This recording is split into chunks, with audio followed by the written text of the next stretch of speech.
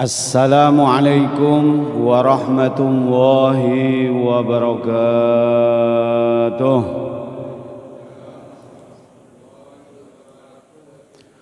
Bismillahirrahmanirrahim. Alhamdulillahi rabbil alamin. Alhamdulillahi wa kafa wa salamun ala ibadihi alladhina istafa.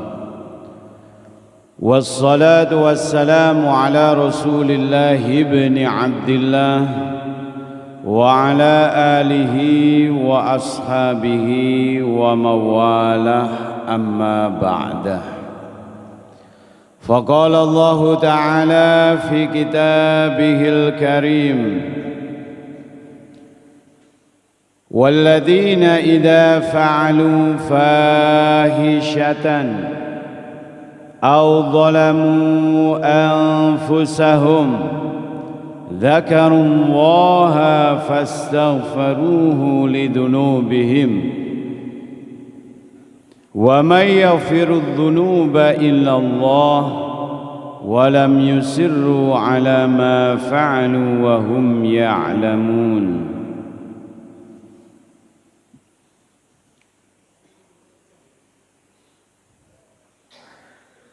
وقال رسول الله صلى الله عليه وسلم لا تحقرن من المعروف شيئا ولو أن تلقى أخاك بوجه طليق. وقال أيضا من توضأ نحو وضوء هذا ثم قام فركع ركعتين لا يحدث فيهما نفسه غفر له ما تقدم من ذنبه. Al-hadits muttafaqun alaih atau kama qala Rasulullah sallallahu alaihi wasallam. Hadirin wal hadirat rahimakumullah. Wabil khusus kepada para tokoh, baik tokoh agama maupun tokoh masyarakat DKM beserta jajarannya, semoga kita semua diberikan kesehatan oleh Allah Subhanahu wa ta'ala, jasmani maupun rohani. Marilah bersama-sama kita memuji kepada Allah dan bersyukur terus kepadanya lagi dan lagi, hari demi hari, waktu demi waktu. Kita harus selalu bisa mengingat kepada Allah Subhanahu wa ta'ala, karena kita ini seorang hamba Allah. Hamba itu dalam bahasa Arab itu abdun. Abdun itu budak. Hari ini tidak ada budak lagi. Yang ada diperbudak itu masih ada. Jadi budak ini abdun, hamba. Jangankan harta,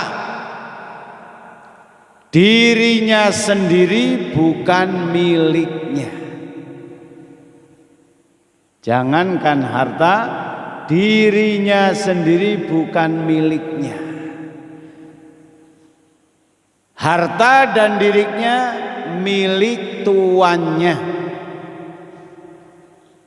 Maka kita ini sebagai hamba-hamba Allah, jangankan harta, diri kita bukan milik kita. Bahkan saking arifnya Allah, saking sayangnya Allah kepada kita, ketika kita mengakui ini hartaku, ini diriku, ini rumahku, ini semuanya aku miliki. Padahal semuanya milik Allah Subhanahu wa ta'ala. Allah tidak marah ketika kita mengakui semua milik kita.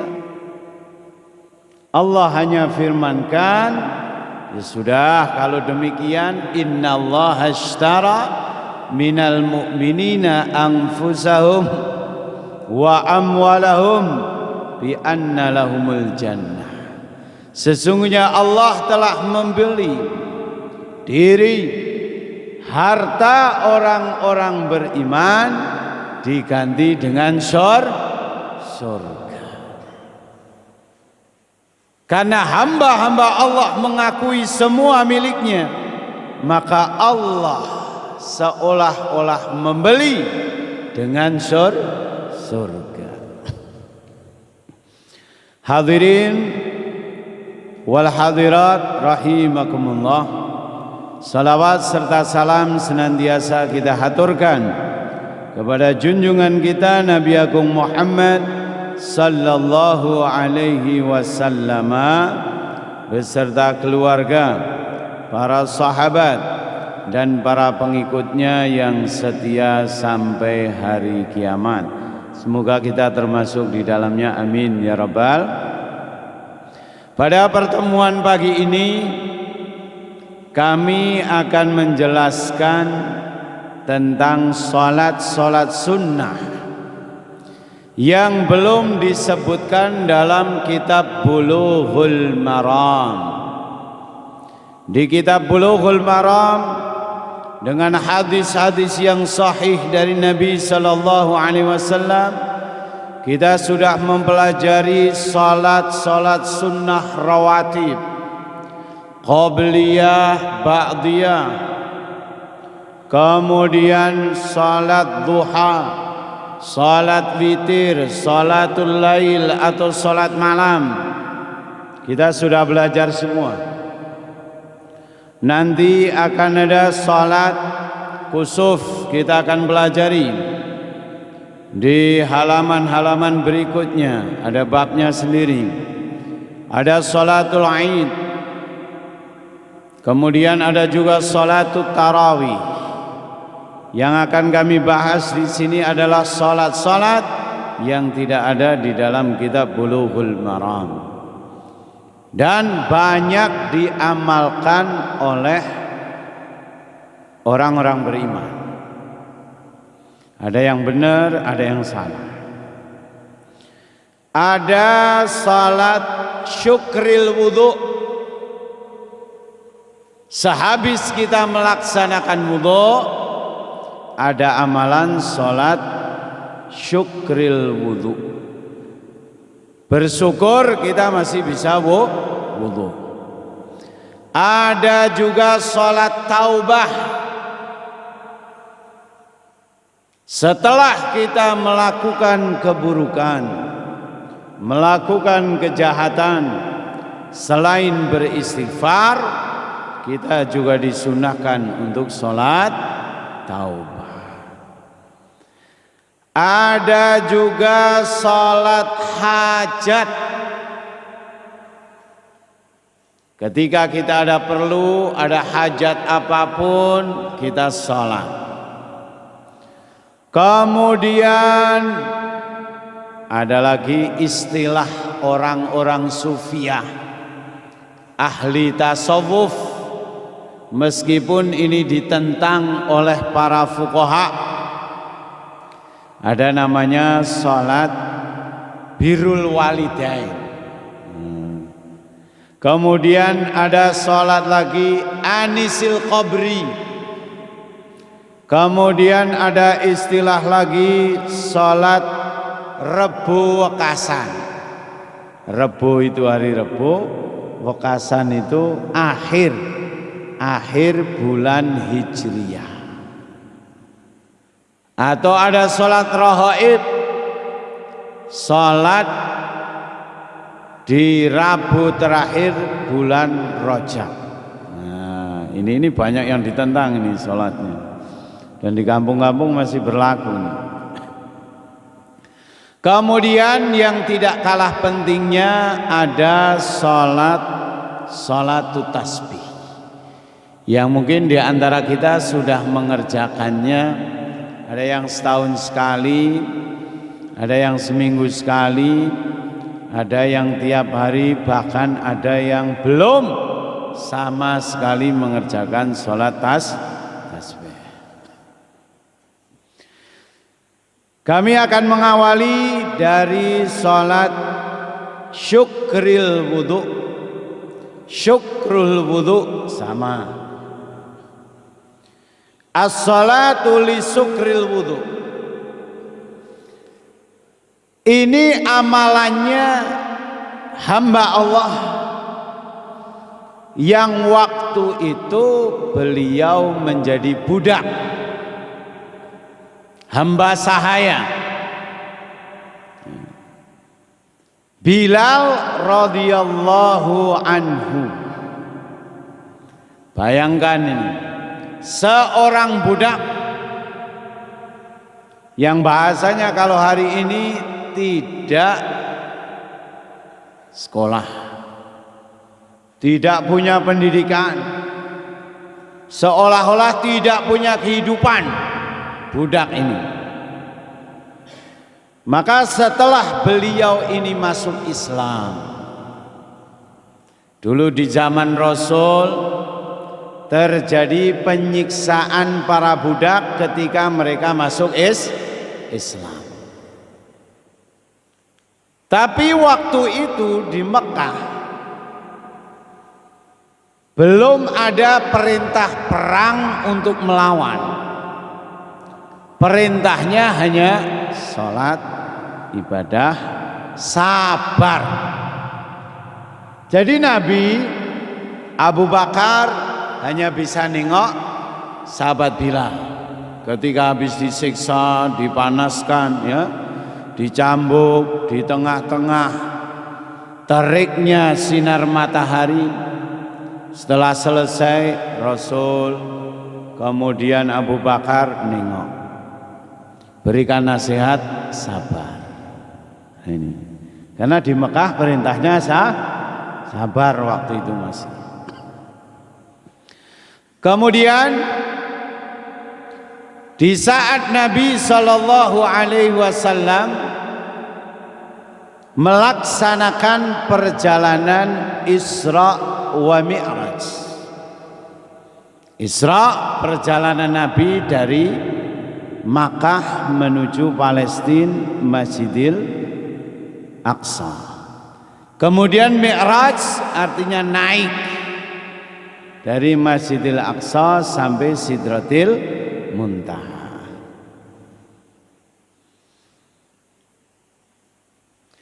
Kemudian ada satu pemandangan yang menarik. Rasulullah sallallahu alaihi wasallam mendengarkan suara terumpah Bilal radhiyallahu an di surga. Ya. Orangnya masih di dunia, masih hidup, tapi Nabi sallallahu alaihi wasallam diperlihatkan, diperdengarkan oleh Allah, ya, sendalnya Bilal, terompahnya Bilal sudah ada di surga. Ini gambarannya luar biasa ini. Orangnya masih ada di dunia. Bayangkan seorang hamba budak yang dipandang rendah di mata manusia, di mata masyarakat saat itu, namun dia punya kemuliaan yang begitu hebat di hadapan Allah. Maka setelah Isra wa Mi'raj, Nabi Shallallahu Alaihi Wasallam mencoba untuk menanyakan kepada Bilal bin Rabah radhiyallahu anhu. Maka Nabi Shallallahu Alaihi Wasallam meminta kepada Bilal untuk bercerita perihal amalan yang sering dilakukan oleh sahabat Bilal sehingga membuatnya tenar, masyhur di kalangan penduduk langit. Di dunia, di bumi dihinakan, tapi di langit dimuliakan, masyhur nama Bilal. Maka Nabi pun bertanya-tanya, penasaran amalannya apa. Maka sahabat Bilal pun Nabi bertanya kepada Bilal, hadithni ya Bilal, ceritakan kepadaku wahai Bilal, bi arja amalin amil tahun. Cerita tentang amal yang menjadi harapan terbesarmu dalam Islam. Inni sami'tu dafana 'alaika fil jannah. Karena aku ketika Mi'raj mendengar langsung suara terompahmu di dalam surga.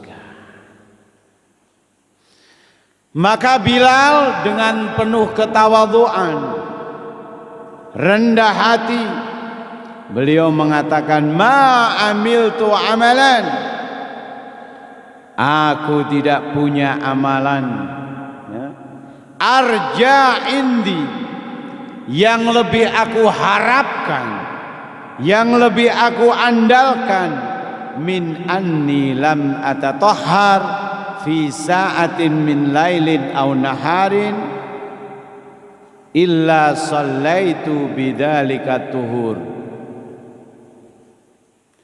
Aku tidak punya amalan andalan kecuali setiap kali aku berwudu, baik siang maupun malam, setiap saat aku berwudu, artinya beliau ini daimul wudu, selalu menjaga wudu. Kecuali aku ini pasti sholat dengan wudu tersebut. Istilah kita adalah sholat syukril wudu. Ini amalan yang jarang dilakukan oleh kita. Kemudian, apakah ada dalil lain selain dari amalan daripada sahabat Bilal? Ini kan Bilal bercerita kepada Nabi. Nah ini maksudnya adalah motivasi kepada kita semua untuk senantiasa melaksanakan sholat minimal 2 rakaat setelah kita berwudu. Apakah ada batas akhirnya? Para ulama berbeda pendapat. Yang paling masyhur mengatakan salat li syukril wudu ini ketika anggota tubuh kita ini masih basah, belum kering. Ini agak repot kalau wudunya di rumah, sholatnya di masjid. Seperti Pak Ketua jalan dari ujung sana sampai sini udah kering apa belum? Udah kering, wudu lagi. Ya. Ini pendapat yang pertama. Kemudian ada pendapat yang paling enak. Syukril wudu ini bisa dilakukan kapan saja. Yang penting kita selesai wudu dan kita belum melaksanakan sholat syukril wudu, maka itu masih bisa dilakukan. Jadi tidak harus sebelum anggota tubuh kita ini kering dari bekas air wudu. Jadi dari masjid masuk masjid, kita dahulukan sholat li syukril wudu ataukah tahiyatul masjid? Yang paling baik, yang paling afdal adalah mendahulukan sholat tahiyatul masjid. Di kitab Bulughul Maram yang sudah pernah kita bahas, idza dakhala ahadukum fil masjidi, ketika seseorang di antara kalian masuk masjid, fala yajlis, maka hendaklah ia tidak duduk hatta shalla ra'ataini, sehingga dia melaksanakan sholat 2 rakaat atau sholat tahiyat masjid. Setelah itu baru sholat syukril wudu dan lain sebagainya. Bisa dipahami? Insyaallah niat amalkan ya. Ini amalannya seorang budak yang memang disahkan oleh Nabi Sallallahu Alaihi Wasallam. Ya.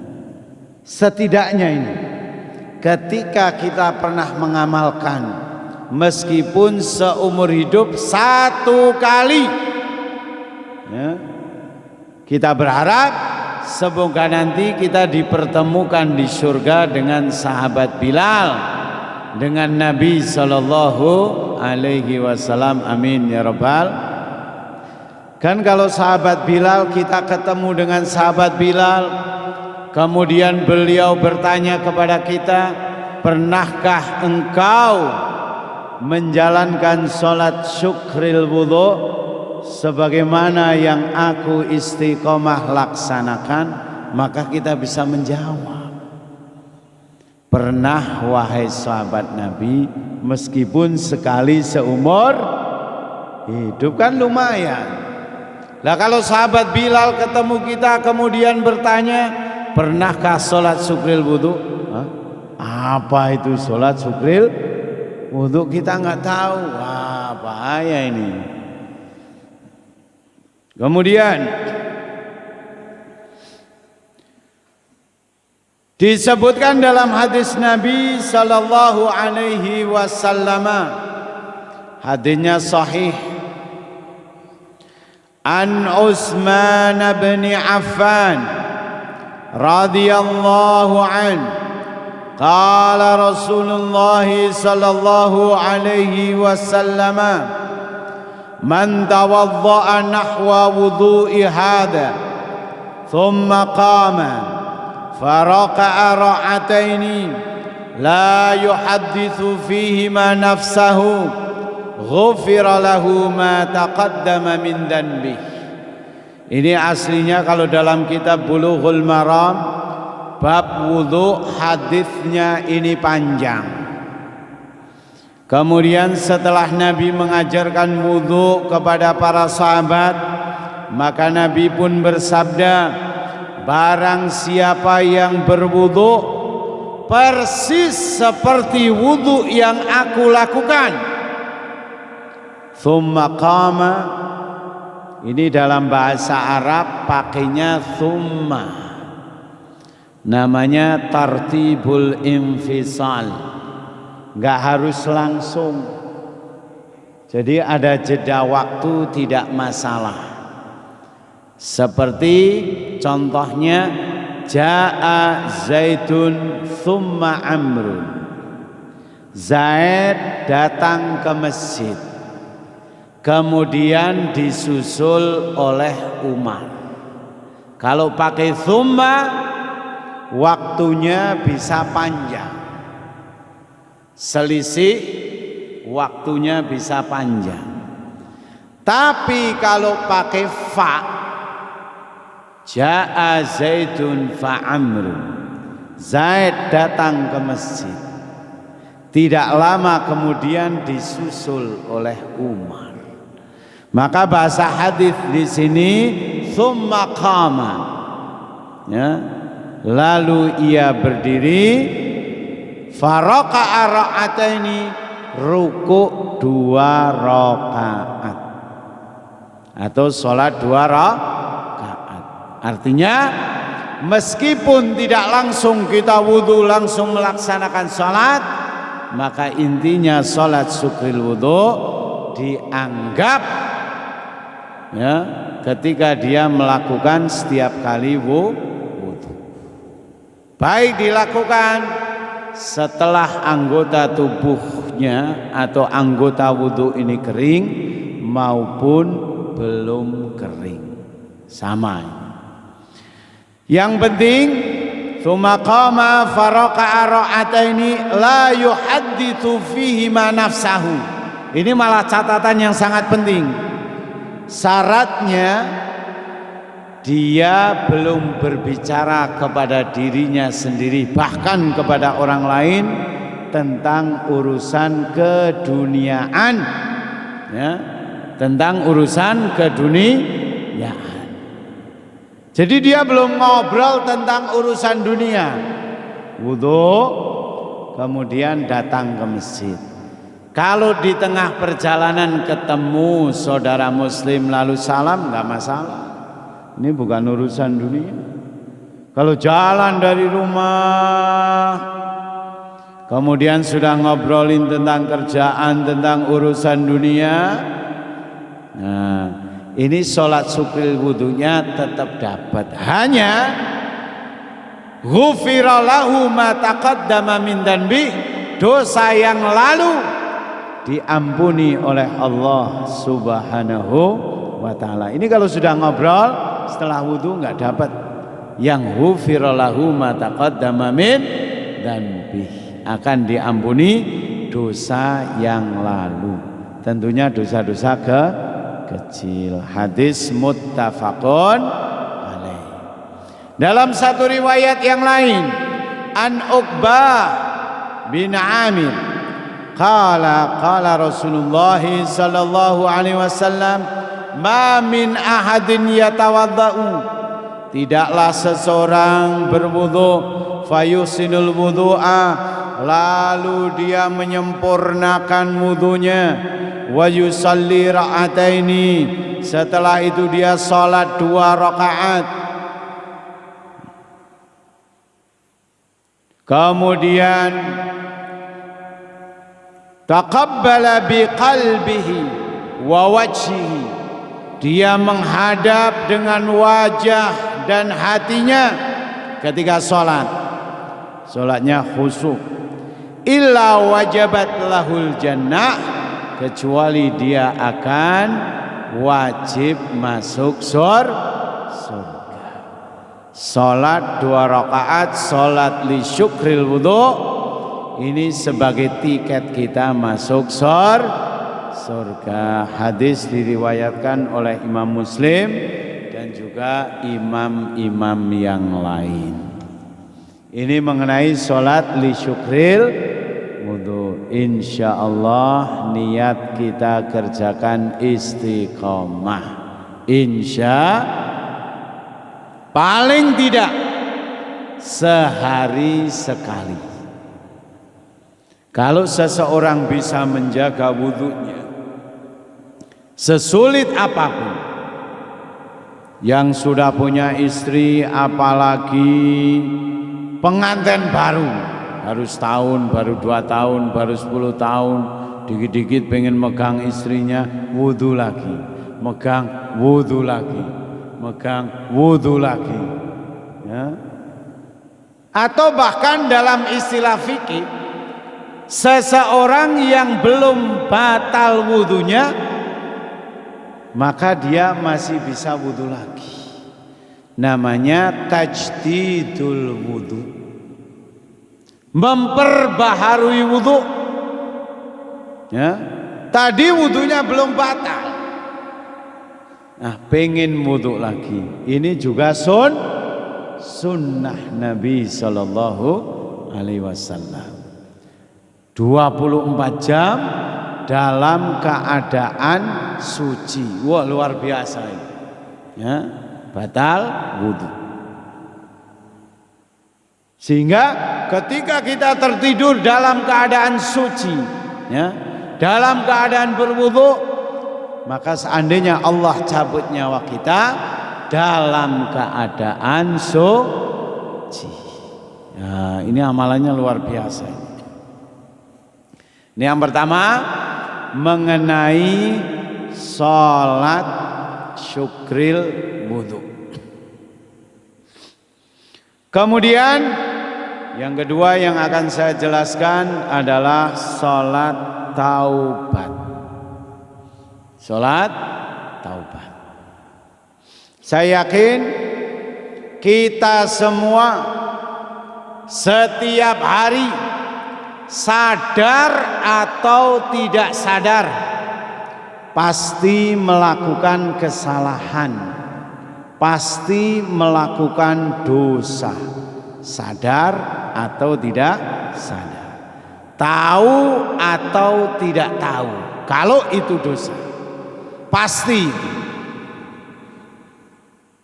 Al-Ghazali bercerita, satu ketika ada seorang kakek-kakek. Dia berangkat ke masjid. Kebetulan jalannya becek, penuh genangan air. Ya, maka si kakek ini dia coba menghindari genangan air. Jalan, loncat ke sana, loncat kemari. Memilih jalan yang tidak becek. Namun apa yang terjadi? Sepandai-pandai kakek melompat, tetap jatuh juga. Ya, ini bukan sepandai-pandai tupai melompat, kakek ini bahasanya. Jatuh dia ini, ya, kemudian menangis. Lalu ada yang negur, wahai kakek, kenapa engkau menangis? Aku habis jatuh. Apakah ada yang sakit? Oh tidak. Aku menangis bukan karena sakit. Lalu kenapa? Maka jawab si kakek ini, hari-hari aku coba untuk menghindari dosa, untuk tidak berbuat dosa, namun tetap aku berbuat dosa. Nah, ini kalau kita mau sadar, hari-hari kita berbuat dosa. Ini gambarannya demikian. Maka penting sebelum kita tidur, ya, kita ini melaksanakan sholat taubat. Atau tidak usah nunggu malam.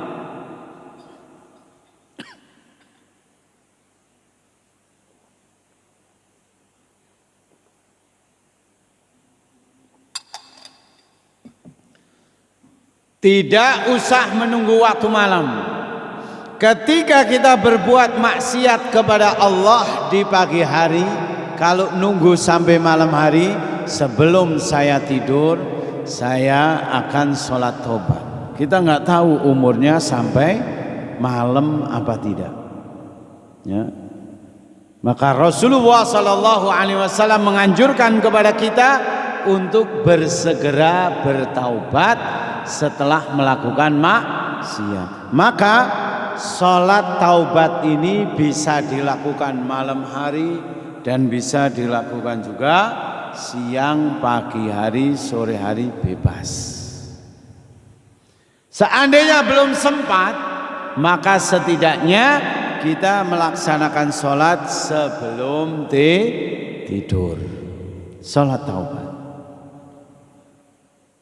Ini penting sekali.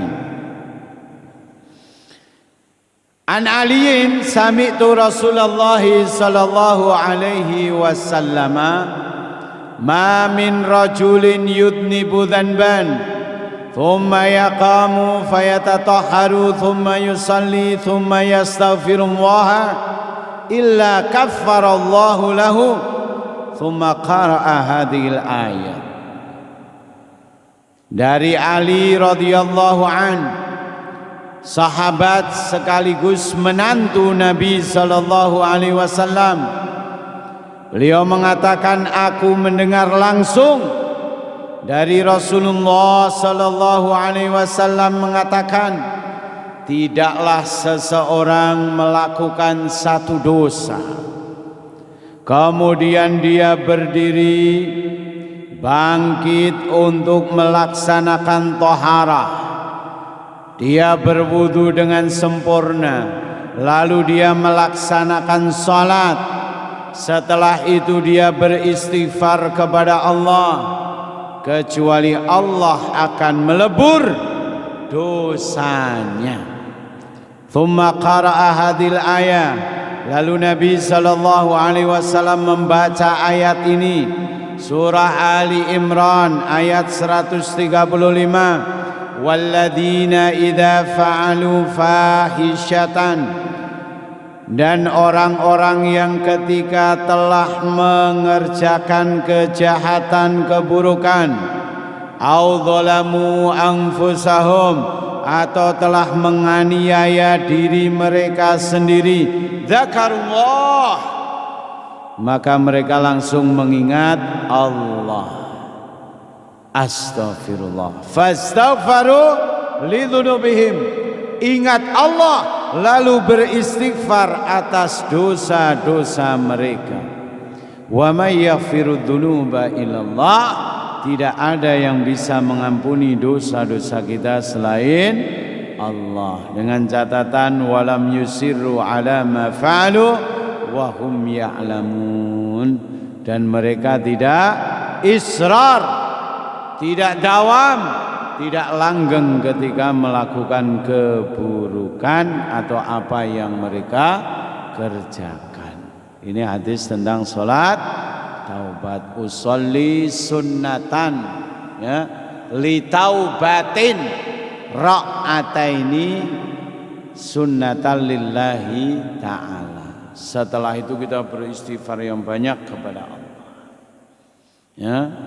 Jadi kebiasaan kita memegang handphone sebelum tidur ini ternyata kebiasaan buruk. Kalau memang yang kita lihat itu tidak berguna. Ya, dalam satu mafhum hadis Rasulullah sallallahu alaihi wasallam mengingatkan kepada kita, setelah Isya manusia terbagi menjadi 3 golongan.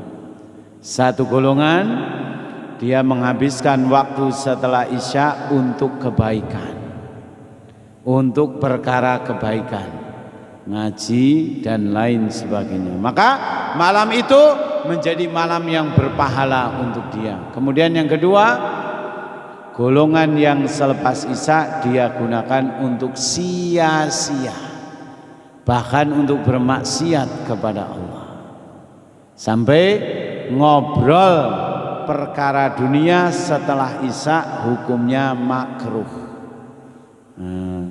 Sahabat itu setelah Isya mereka pulang ke rumah atau itikaf, ibadah, tidur, tahajud. Bahkan ada satu cerita menarik. Sahabat ini pagi-pagi ke pasar jualan kuda.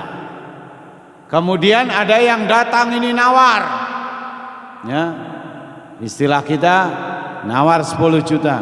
Kata sahabat yang jualan, enggak, aku jual 15 juta. Udah, akhirnya enggak terjadi transaksi. Kemudian sore harinya sahabat ini pikir-pikir, kudanya kok bagus, ya udah aku ke pasar lagi.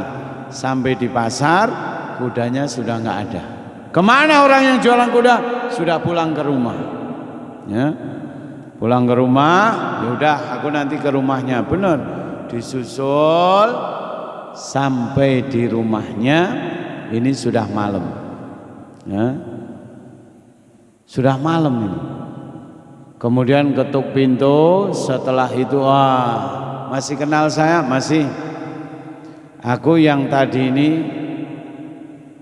pengen transaksi, pengen beli kuda. Oh iya, silahkan masuk.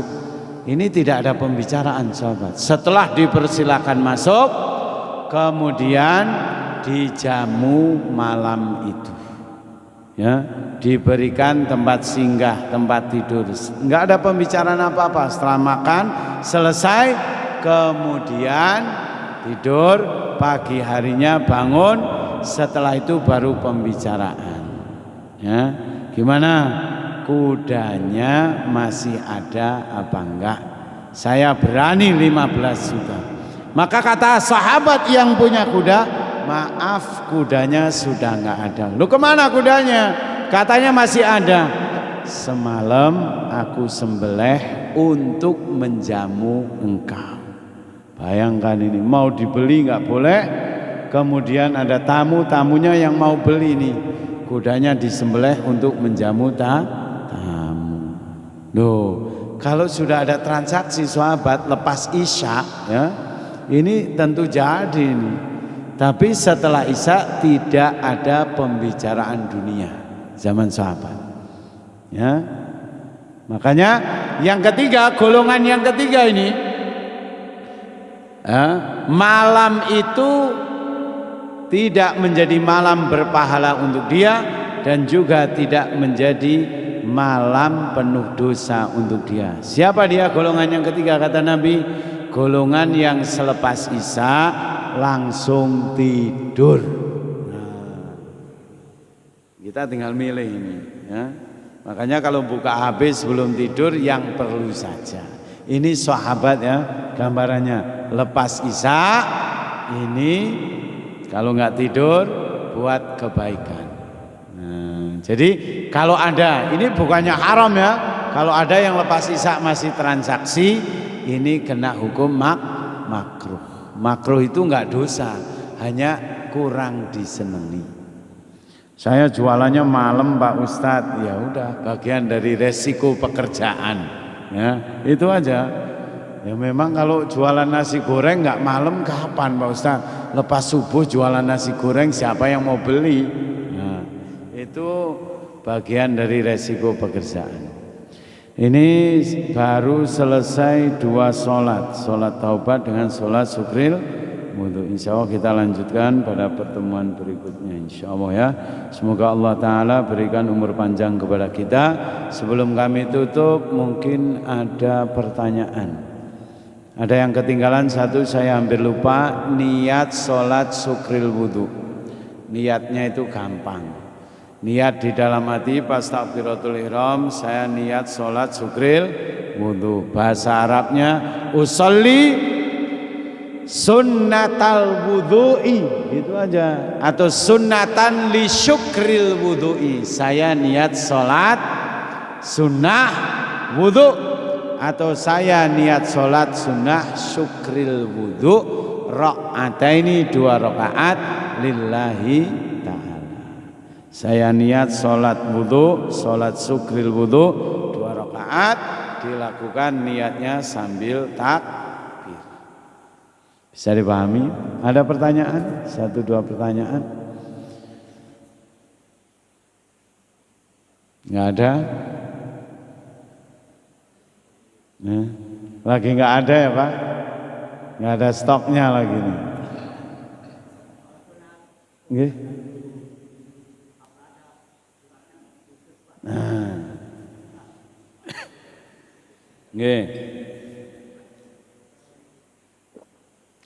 Salat sunat qobliyah subuh atau salat fajar, apakah ada bacaan khusus?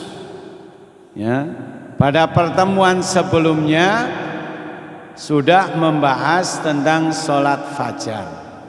Salat yang dilakukan istiqomah oleh Nabi SAW dan bacaan yang biasa dibaca oleh Nabi, simpel, singkat, kita pun hafal semua.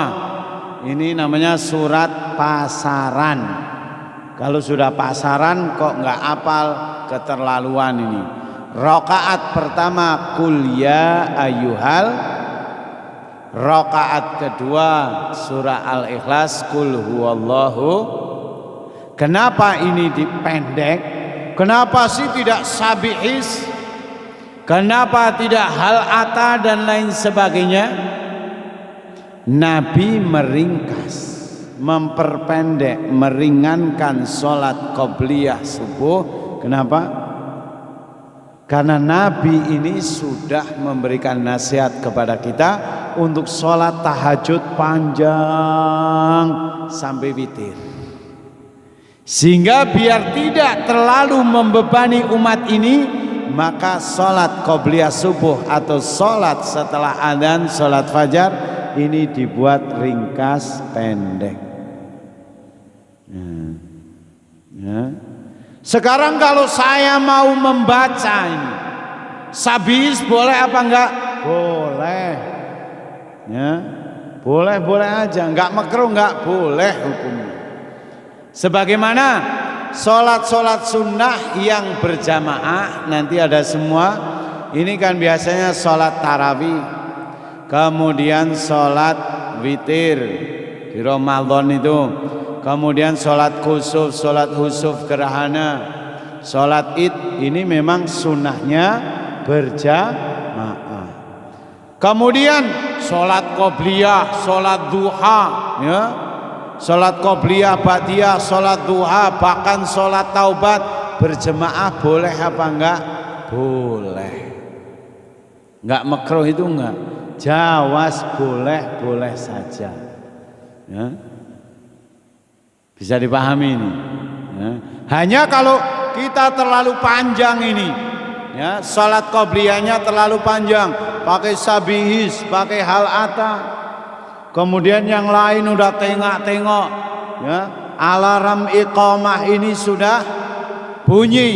Lah ini kan jadi nggak enak semua nunggu satu orang. Maka kita sesuaikan amalan kita ini dengan standar amalan Nabi Sallallahu Alaihi Wasallam. Kenapa? Nabi lebih kuat amalannya daripada kita. Nabi lebih hebat amalannya daripada kita. Kalau pengen panjang, sholat tahajud 2 rakaat dari jam 12 sampai subuh, sampai kakinya bengkak. Nah, itu amalan, termasuk amalan Nabi yang saya yakin termasuk ustadznya yang ngomong belum pernah melaksanakan tahajud dari jam 12 sampai subuh. Atau kalau ada di antara kita yang pernah melaksanakan, luar biasa. Semoga Allah Ta'ala istiqomahkan. Amin ya Rabbal. Minimal bangun, kata Nabi, jangan seperti fulan bangun di waktu malam hanya sekedar bangun, tidak melaksanakan sholat 2 rakaat. Bangun kencing tidur lagi, jangan. Itu Mbah Surip, bangun lagi tidur lagi, bangun lagi tidur lagi. Sholat, insyaallah ya, umur kita makin tua, ya, kematian makin dekat, dan yang muda jangan pernah merasa aman dari kematian. Sekian yang dapat kami sampaikan. Wal afu minkum. Subhanakallahumma wa bihamdika asyhadu an la ilaha illa anta astaghfiruka wa atubu ilaik. Wassalamu alaikum warahmatullahi wabarakatuh.